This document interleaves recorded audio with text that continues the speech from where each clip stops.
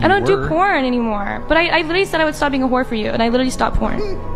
And you still like are like, no, not good enough.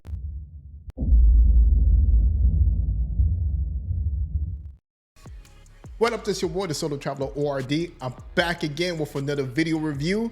Of course, don't forget to like, subscribe, and share. Hit that bell while you are here. So with this video review, I want to go over the ghost of women's past. Yes, the ghost of women's past is basically dictates their future.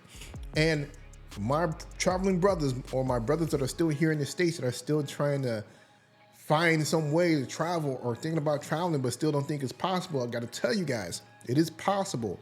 You guys can make it happen, because a lot of these women, these modern women, they are with this liberal thinking that their past does not affect their future. You do not want a woman that has built up a lot of body counts, a lot of trauma, and then by the age of 30, 35, think that it's time for her to cash in, and that basically that she should be able to get a man to take care of her, or to even be on the same level as her. A lot of these women believe that they are settling when they get to that point. They think that you, the man, which is not the prize, that if they decide to get with you, that they are settling. Think about that, which is sad. So I gotta tell you, brothers, y'all gotta make the move to start doing things outside the United States, outside the matrix, start finding women in other countries. That will look at you as being the prize. It's well worth it, I can tell you that. So without further ado, let's jump into these videos and look at these women and all the glorious things that they do. So right here, men, are y'all tired yet? Get y'all passports. That's right. Get that passport so y'all can start traveling, getting it in. So I thought I'd talk for just a minute about this divorce that I'm going through. Because I'm sure, just like I found some relatable advice through here, other people might relate to me. So I was married for 10 years. I got married young. I was 21, barely, like 3 days, 21. Already had a baby. He was 8 weeks old at our wedding. And I remember feeling like my marriage was temporary from the beginning. Like that I wasn't gonna make it. Wow, she already came into the marriage thinking that it wasn't gonna work. Think about that. Already she came in it thinking that way.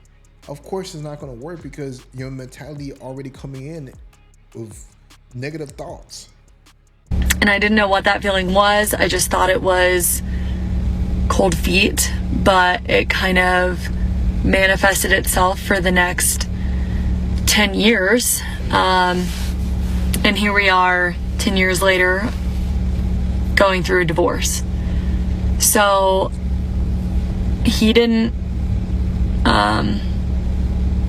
really start this process. I guess it was more so me, because I was always looking for someone else, because I didn't know how to be loved or how to accept love. Wow, brothers, thinking about that. She's in this marriage and she's already looking for someone else, looking for a replacement to replace her husband. That is wild. From somebody. And so while he was fighting for me, I was pushing him away. Bruh. But I never truly accepted happiness. I left the good guy. Bruh. I left the guy that everybody looks at and is like, that's a dad. She's actually putting that out into the internet, saying that she left the good guy. That is horrible. That's a husband. That's how it's supposed to be. He did the dishes. He cleaned the house. He took the kids to school.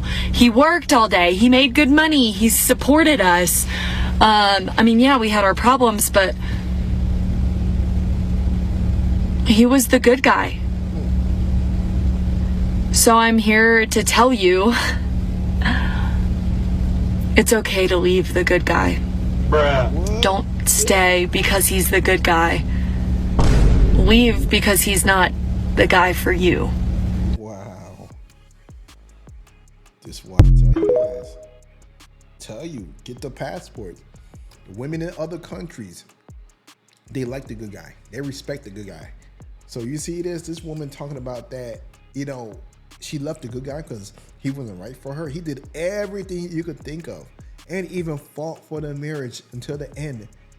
And mentally she was gone. Tell you, women in other countries, this is not how it is. It's not reality. So let's get your passports. So shouts out to Daniel Wright for this video clip. Y'all, hey, make sure you guys go check him out. Go subscribe. He drops a lot of great content, so go check him out. Look back and be like, I was too hot to be sad over that person. Snap out of it. He's probably ugly. So I recently told a guy friend of mine that I'm not dating anymore, and he said, why? I said, because it's not fun. Me and him are the same age. I think he makes a little bit more money than me. I'm pretty sure he wants to me, but whatever. That's besides the point. He basically said he's dating and he's having fun. And I said, I'm dating and I'm not having fun. You want to know why? Because men are doing the things that I did when I was in my 20s. I did the yachts. I did the girls' trips. I did the sections in Miami. I've done the ghosting. I've done the being unintentional. I've done it all. So in so many words, she done her whole 3 or 4 phase, and now she's ready to settle down and expect someone to take her serious. I've done it all.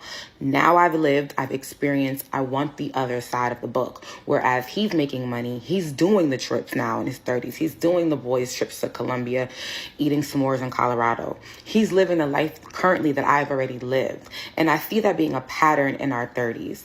And I see that's the issue why we are not able to meet and we just keep bucking at each other rather than combining. I don't know if it makes sense. It makes a lot of sense because of the fact that in his 20s, he had to grind and he had to make something of himself so that he could enjoy his 30s. While you were able to just enjoy that time of your 20s of what he had to grind hard for to make himself into something to be able to enjoy that. Hope it does. But either way, I've thrown my jersey in the stands because I don't want to play this game. This shit is whack. I'll see you 2024. So I'm about to go have a conversation with some guy that I was in the talking stages with, but I'm actually cutting it off because he's amazing, but he don't want children. We haven't had any like adult exercises, so I feel like it's gonna be easy. But still, he's really a nice guy, and it's raining, so I don't want to make him sad. My body con, giving couch, hip. It's raining. Hunter boots. Hold on. Wish me luck. Long story short, he wasn't feeling that. He thinks of a cop out, but I did leave some. Bruh. He said no.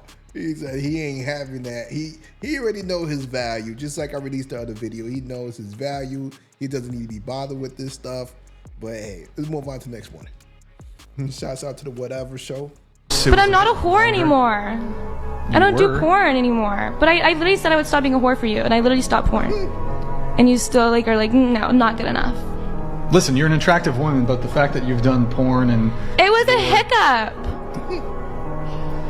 it's like it is 100% a deal breaker. Like, but I said I'm sorry, and I literally quit being a thought. Thank you for your apology. And like my pussy's like, I accept your apology for doing porn. Okay. As the like, can't you just be a good guy and be like, okay, I get it, it was a hiccup, like, you know, like you were going through some shit, like, you know, you did porn, whatever, but like I can put that past this and like we can have a beautiful relationship and just like move on. Like it was like 2 months of porn. Like I didn't even do that many scenes. Like you can ask Molly, like I could not take dick like that. Like I had to quit porn. Yeah, like, it is true. Yeah, like we're gonna get to you, Molly, here in just a second. God. Okay, I'm excited. Like, you know, like I literally quit porn. Like I don't like didn't even get that much dick in me. I did like 2 BBC scenes, which were like both like only in 5 inches. Like I'm not a whore. Like I just genuinely like have burning desire for you, and I just like want you.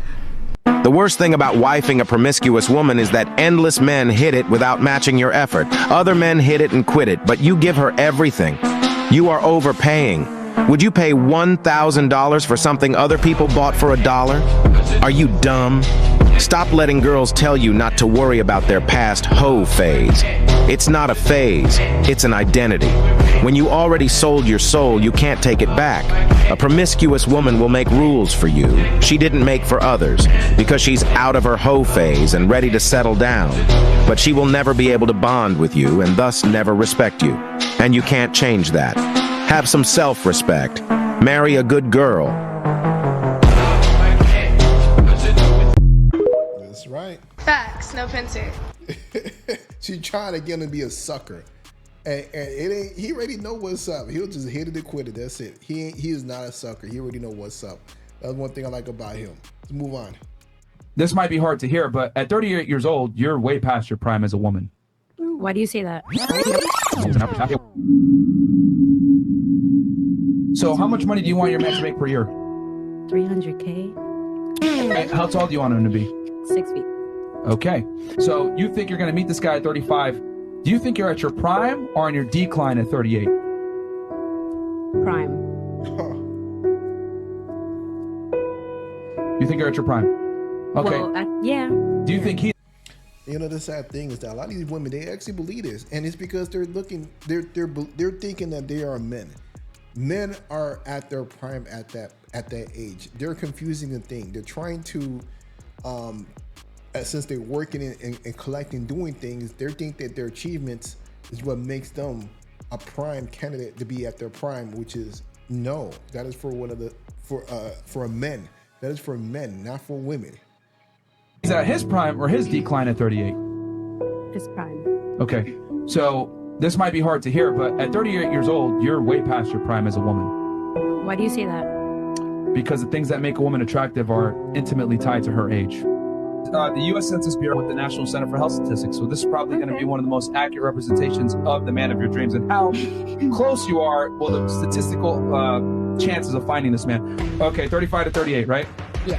Okay. Okay. So what race do you actually want? Hispanic? White. She said 6 foot. Click 6 foot. And then, do you care if he owns or rents? Owns. All right. And then, do you care about his education level? No. Can he be fat? No. Okay, no obesity. And can he be married? No. Let's see how common this guy is. That's good. You scored this guy. This guy's a perfect 5 out of 5 cat lady. So, you're definitely going to be a cat and or a dog lady in the future. So, with that said, so you want a guy that makes that kind of money, right? And he's going to be at his prime. You're going to be on your decline. Do you actually think you'll be able to attract and retain this type of guy at that age? Well, now that you did all this, now I got to reevaluate. Yeah, that's a wrap for you. I like how it said invest in Chewy. That's funny. Lastly, brothers, because of course you all know that I love to just leave you guys with some eye candy. So this is some Asian persuasion for y'all. Let's check it out.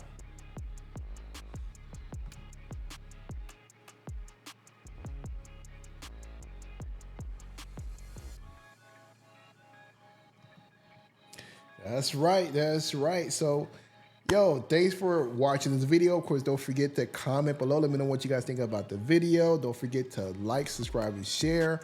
And I appreciate everything. I'm out.